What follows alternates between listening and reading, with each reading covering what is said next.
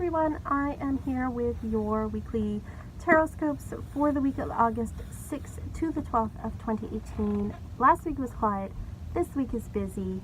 We'll get to the headlines. First of all, just so you know, I have an astrology sale going on just for the month of August. It is my birth month, so it is, I'm having a sale. Usually they're like $100. I have them 25% off. They're $75 Canadian on Etsy. So if you're in the States or in Europe, it'll even be cheaper. But $75, so it is a good deal to get. It's just for the month of August. So if you've kind of wanted a birth chart for a while from me, this might be the month to get it. So I'll put the links below. Shameless plug is over. Now let's get to the August 6th to 12th headlines. So first of all, we have a new moon coming up. The new moon is in the sign of Leo. It is late in the sign of Leo. It goes into new moon just as the moon is turning void. New moon at 4:58 a.m. Central Time on Saturday, August 11th. It is also a partial solar eclipse. I believe this one is visible in northeastern Canada, parts of Russia. It's sort of more northern that is getting this one as far as visibility goes, but it's going to affect us everywhere. Solar eclipses tend to eclipses always reveal things to us that we didn't know before. Lunar eclipses tend to shake us up from the inside because they rule our emotions. So they bring up subconscious issues, or they trigger, old wounds or things where we're like, oh, I didn't know, I thought I was done with that. With solar eclipses, it's often surprising events from the outside where we go, I didn't know that was happening, or I didn't know about this. And so it reveals to us something that we didn't know and asks us to readjust ourselves. So look at your chart to see what house Leo rules to kind of know where to maybe expect some of these things. So for example, for me, this is occurring in the 11th house, which has to do with friends and acquaintances. So it's telling me not to be surprised if I hear something about someone I know that I didn't know before. Not to be surprised if I hear things about kind of what's going on around me, because that's the 11th house. People around me, not so much myself. It's the 11th house. We also have Venus changing signs into Libra. That's happening on Monday, today, August 7th, or August 6th, pardon me. Monday is the 6th. So Venus is going into Libra. Venus is very happy in Libra. It is one of the signs that it rules. I'm going to get out my Oracle of the Radiant Sun here. It's going from Virgo, which is not like the sign it's very, like I would say, happy in, into one of the signs that it rules. So let's see.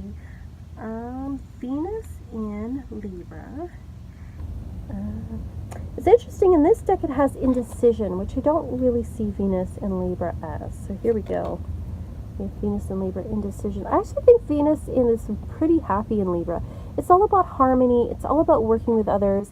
Venus in Libra doesn't want to rock the boat. It really wants to be in partnerships. So we really want to be in harmony with people over the next month or so and work together with people. Of course, we have to be careful that we don't give so much for ourselves that we lose ourselves in another. But it's all about being, we want things to look good, to not be jarring. We want things to be smooth. We don't, aesthetically, we don't like anything that's very brash. It's a very good time to kind of redecorate things or to redo your look. Good time to do some painting. It's a very easy sign for Venus to be in. We also have Mars changing signs as well. It's going back into Capricorn. It is in retrograde, so it's gone all the way back. It went into Aquarius, went forward, and then it went backward, and now it's crossing back into Capricorn. So some of the issues that we may have been dealing with, especially in about May and June, may start to pop up again for us. So I'm just going to find that here. Mars in Capricorn. For this one, it talks about authority. So it's about rules and restrictions. If we're in authority, we may be asked to, to play a greater part in some ways, to do something new, or it may bring us into confrontation with authority, especially if we had that recently. So there's a lot of energy around authority, and it's bringing up some of those old issues. So if there's something that was kind of undealt with back in May, June, it may rear its head again, so to speak. But it's good if you're in authority, not so good if you're challenging authority at this time. It is in retrograde though, So there may be clashes between those with authority and those who do not have authority. So watch for that over the next little while. And then the other big thing is that Uranus is turning retrograde on Tuesday. Now, this is one of the, bigger planets. I should say bigger planets. It's not actually that big. But it is one of the slower moving planets is what I mean. So it affects generations, and we don't always feel those effects as much as we feel the personal planets on the day-to-day. So Mercury retrograde, very famous. We often feel that one. Same with the Mars one. But we sometimes have a harder time feeling the outer planets. But it does affect us, and it does affect things on sort of a more worldwide scale in a certain way. So Uranus rules scientific progress, sudden inspiration, insight, individuality, and so we may feel like individual rights might be going backwards. This is, Uranus is in retrograde until January of 2019, so we may feel like we're moving backwards in these particular areas, or that we're going over some of the changes that have been made over the past year or so. And especially since Uranus moved into Taurus, which was earlier this year, and reviewing them, re-looking at them, seeing, is this what we really want to do? So those are the big headlines. So as you can see, it's like a pretty busy week this week. Let's go through the days. We'll start with Monday. The moon is in Gemini all day, so busy day, lots of communication going on. A good day for like short trips and getting things done, doing chores, that kind of thing. We also have the sun forming a square with Jupiter on Monday. So there's, like a lot of little like personal issues may come up that day. It's asked us to be philosophical about it. If something comes up, just be like, okay, like things are going on, I'm gonna have to deal with it. It's saying don't overreact. Don't make something big out of something that really isn't that big on Monday. We have Venus moving into Libra. This is a really good month for couples as well. Good month if you're looking at things like getting married, starting a business with a partner. Any partnership venture is going to do pretty well over the next month or so. And then we also have Neptune making a sextile with Juno for the early part of the week, Monday, Tuesday, and Wednesday.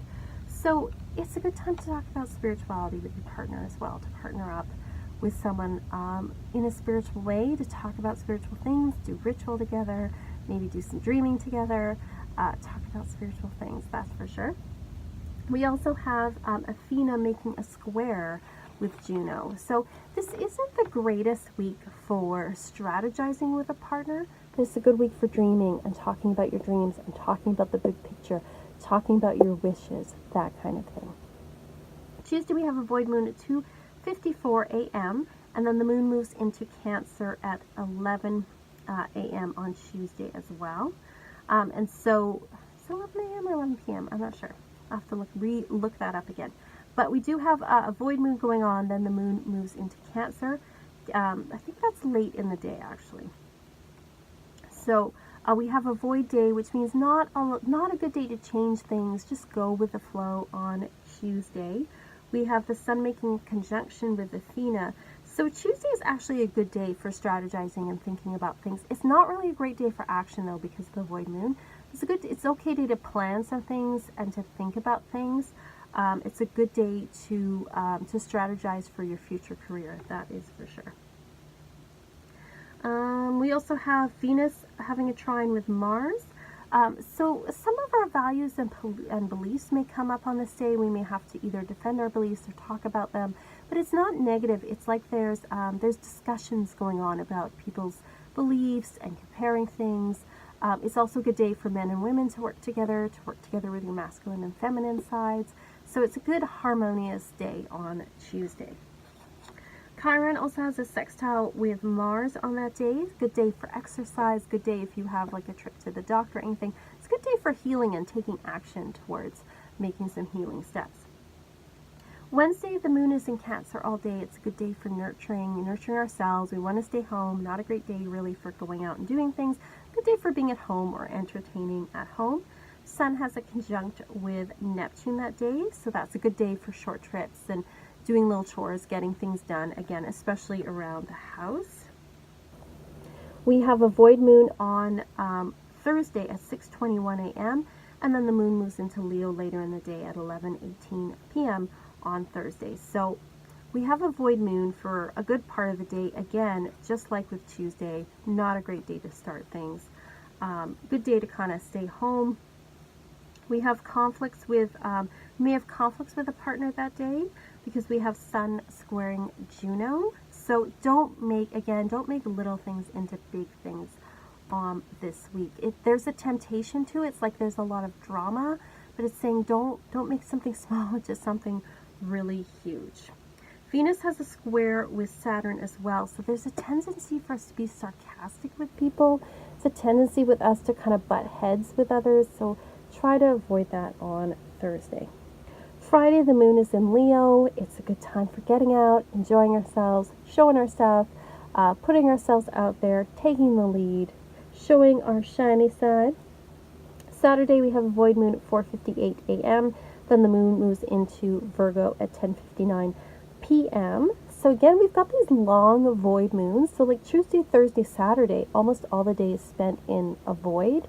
So not good days for making changes. And then we have the new moon right at 4:58 a.m. So you might want to do, if you're setting new moon intentions, you might want to wait till Sunday when the moon actually switches into Virgo to make those intentions.